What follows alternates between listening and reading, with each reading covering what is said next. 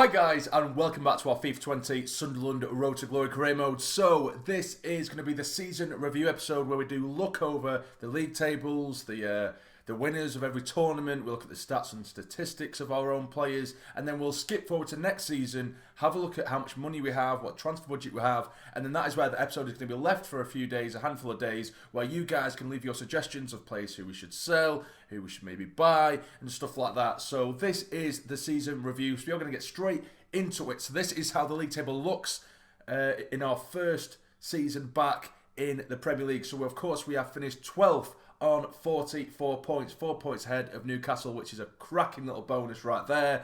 Top of the league, which is probably the more important thing to look at. Liverpool did win the league with 106 points. That is insane. Winning 35 of their 38 Premier League games, which is massive. Scoring 111 goals as well. But Manchester City, hot on their tails, only 3 points behind them, finishing in second.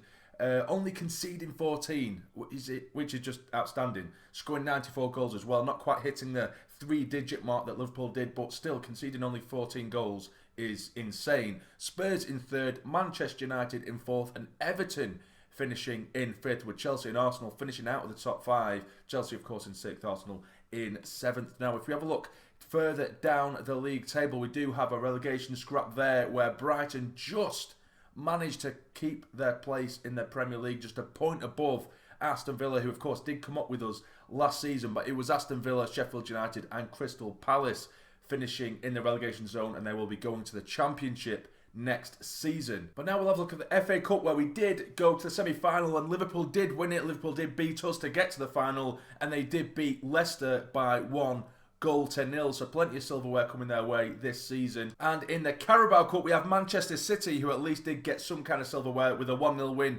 over Everton. The UEFA Super Cup was won by Atletico Madrid, beating Lyon by 4 goals to 0. And the Champions League was won by, come on, let's have it see, Atletico Madrid as well, beating Premier League champions Liverpool by 3 goals to 1. And the Europa League was won by Manchester United. They beat Roma by 1 goal to 0. And we'll have a quick look at the Championship as well to see who's going to be joining us. We do have Fulham and Stoke, who are definitely going to be coming up to the Premier League with us next season. Unfortunately, we can't check the playoffs, but it is going to be either Huddersfield, Leeds, West Brom or Norwich going to be coming up as well. But let's have a look at the player stats now with the top goal scorers in the Premier League. Sergio Aguero with 35 Premier League goals. That is absolutely crazy. Mane as well, getting 31. Dele Alli getting 26 goals. Martial for Manchester United getting 24. Harry Kane with 22. Lewandowski for Chelsea getting 19. Salah for Liverpool getting 19 as well. And there we are. Troy Parrott, our lad, got himself 18 goals this season in the Premier League, which is absolutely incredible. He absolutely smashed it in the Championship, and he's done exactly the same again in the Premier League. I don't think we have anyone else really amongst the top goal scorers. I don't think. No, we don't. But in the assist chart, we do have someone, and we do have Powell with 6 assists, which is decent in comparison to the rest, I guess. But it's Mariano for Watford who leads that chart with 13 assists, and Mane in there as well with 12. Pulisic and Ndombele getting themselves 11. Aguero in there as well. Robertson, De Bruyne, Salah, all from similar teams really, apart from Watford. That's quite a strange one. A Watford player getting the top assist chart. But let's have a look at the rest. Are there anyone else from us? No, there's not. There's no one else from us. But in terms of clean sheets, Rose does make his way in there with his 7th place finish. 13 clean sheets from 33 matches, which is absolutely cracking, really. Absolutely cracking. But now we will look at the squad and how much it has improved. At the minute, it says that everyone is in bad form because we did simulate last few games and we lost the majority of them, so that's why it says bad form, so just ignore that. But we do start off with Callum Rose. He is now rated 82, improved by 6. Ollie Lee has improved by 9, now rated 72. Elliot Harris has improved by 1, now rated 71. And now Elliot Harris, I think, is a player that I am going to sell off next season. He's only worth 2 million, and I know he's 18 and rated 71, but he's training really, really slowly now, and he doesn't have the promising player icon anymore, so it's not like he has a boost. Do you know what I mean? So I think he is going to end up finishing his career rate probably about 74, 75. So I don't really see a future in him, so I might just get rid of him. We did pick him up from the youth academy, so we'd be making a bit of money on him either way. But we also have Denver Hume, who has gone up by 3, now rated 73. Declan John has gone up by 2, now rated 74. We have Watmo, who's gone up by 2, now rated 73. Ethan Pinnock has gone up by 2, now rated 75. Twanzebe, Captain Twanzebe, has gone up by 2, now rated 78. Willis also going up by 2, now rated 72. But that, and I keep saying, that rating there for Willis really doesn't show how good he actually is. He's so quick, so strong, and I absolutely love him regardless of what rating he is. We have Luke O'Nien, who again has gone up by 2, now rated 72. Hoover has gone up by 4, now rated 76, which is really, really good. Samut has gone up by 1, now rated 64, but I'm just wanting to leave now. Is another one of those players that have glitched out and won't let us take him off the loan list, but let's just hope someone does come in for him. Aidan McGeady did go down by 3 and is now rated 68, and he is retiring this season now. Bali Mumba has gone up by 7, now rated 77. He's way on course to be our best central midfielder in the squad, with Josh Brownhill being just that, the best central midfielder in the squad, rated 78, improving by 2. We have Elliot Embleton, who was improved by 3, now rated 74. Ethan Robson remains rated 64, but he is joining a team I cannot pronounce to save my life. He is leaving the club come next season. George Dobson has gone up by 3, now rated 75. Powell has gone up by 1, rated 75 as well. Rafael Lopez, who joined us late on from the Youth Academy, is rated 67, age 17, which is really, really decent as well. And Beb Woodburn has gone up by 3, now rated 76. Paulinho has gone up by 2, now rated 79. We have Lyndon Gooch improving by 2, rated 73 now. And we have the magician Antonio Marin, who's gone up by 3, now rated 79. Benji Kimpioka has only gone up by 1 after his season-long loan with Reading, so we might sell him off. I think it's probably about time that we do sell him off. Troy Parrott, the legend that is Troy Parrott, has gone up by 6, now rated 78 after an absolutely incredible season for us.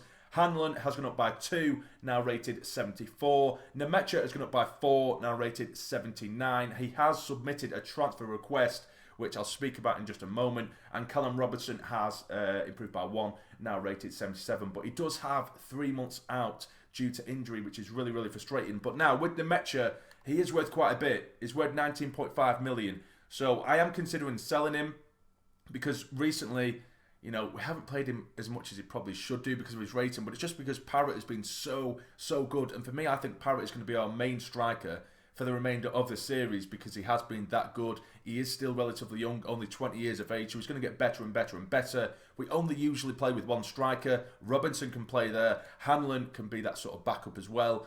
Robertson can also play on the left if needs be. McGeady has just left the club as well. So, you know, there's quite a few things to consider. So that is how the team looks anyway in terms of ratings. If we look at stats, we'll just have a look at our top goal scorers and what have you within the squad itself. And as you can see, Troy Parrott did manage to hit the 20 goal mark. He got 21 goals throughout all the competitions. He did score 18 in the Premier League, got a couple in the FA Cup, and he got 1 in the pre-season tournament, which doesn't really count. So really he's had 20 goals, which is really good. 6 assists as well. Nemecha got himself 11 goals. Brownhill with 5. Marin with 4.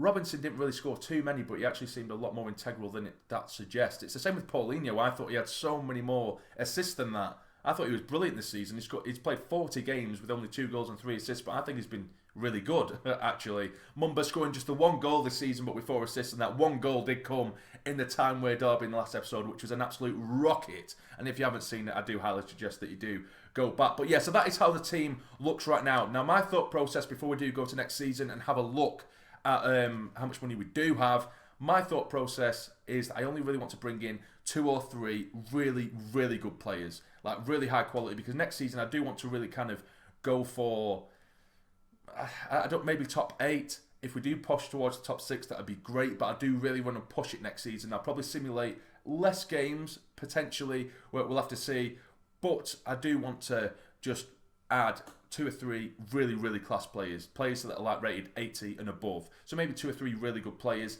So the kind of players I want is a centre-back, maybe a central midfielder, and then maybe a winger that can also play as a striker, maybe, because if we are going to get rid of Nemecha, I think we do need another striker, but someone who can play in the wing as well I would quite like.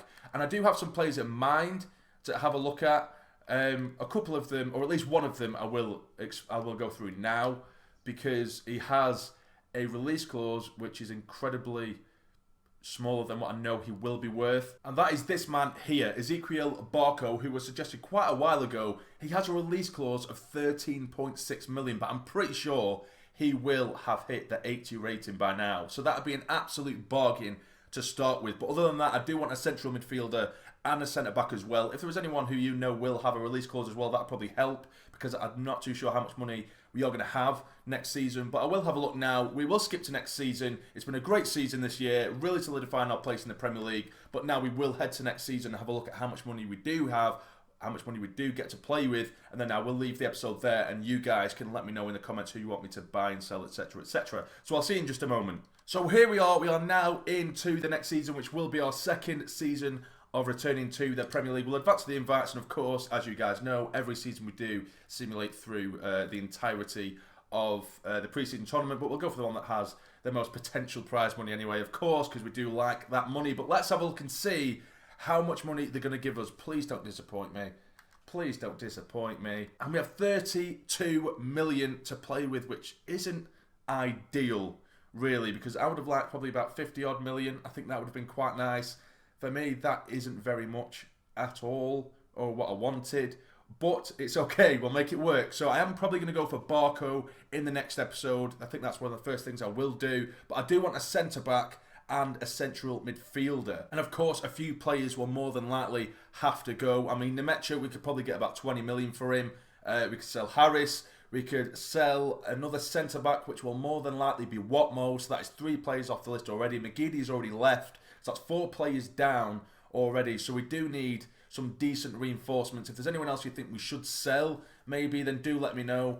And obviously we'll try and work it out. But that'll be it, guys. There is the transfer budget. You let me know down below what you think we should do. But if you have enjoyed this video, please hit the like button for me. It'd be massively, massively appreciated. And subscribe to the channel if you're not already to become a fully fledged member of the Sassy Army. But for now, you take care and stay jamming.